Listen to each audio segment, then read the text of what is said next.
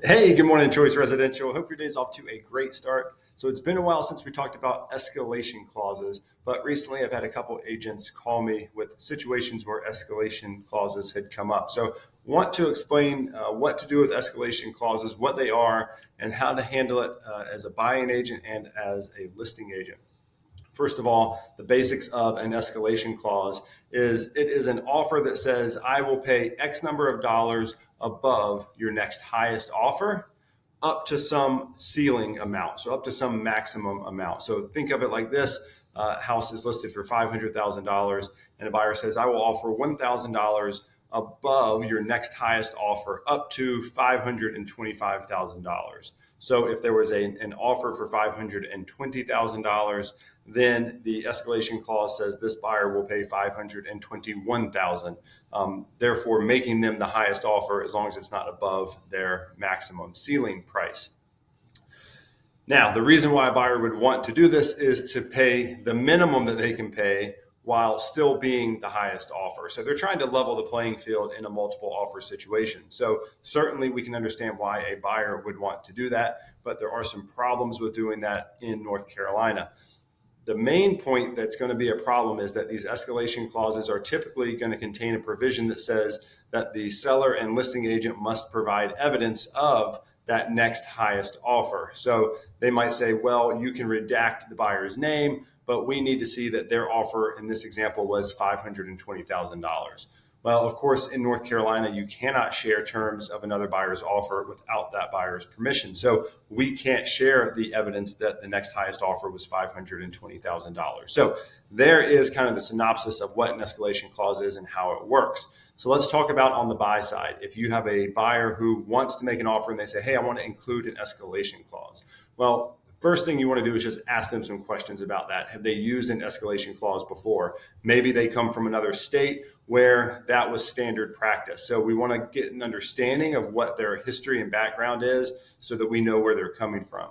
The next thing is to explain to them that in North Carolina, we don't have any standard form that allows us to do that. So if they do want to make an escalation clause, it can be problematic in North Carolina. Explain the reasons why in terms of a listing agent not being able to share details about another buyer's offer.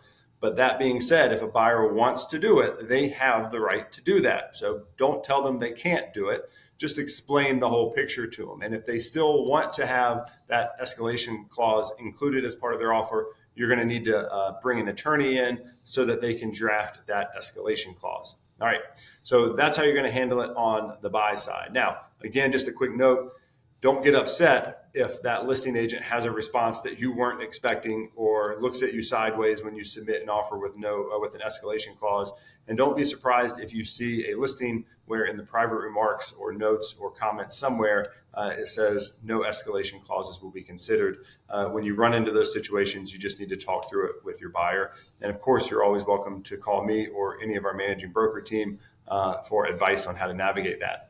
Now, let's move over to the listing side. If you're the listing agent and receive an offer that has an escalation clause, the great thing about receiving an escalation clause as a listing agent is that buyer is telling you what their maximum price is. So your standard process for countering or handling this offer with an escalation clause should be to discuss it with your seller and say, hey, Mr. and Mrs. Seller, we know the buyer is willing to pay $525. That's what they put in their escalation clause. Our next highest offer is only $510, but we know that this buyer is willing to pay $525. So the advice you're going to offer to your seller is we should counter back to them at $525. It doesn't matter that our next highest offer is only $510.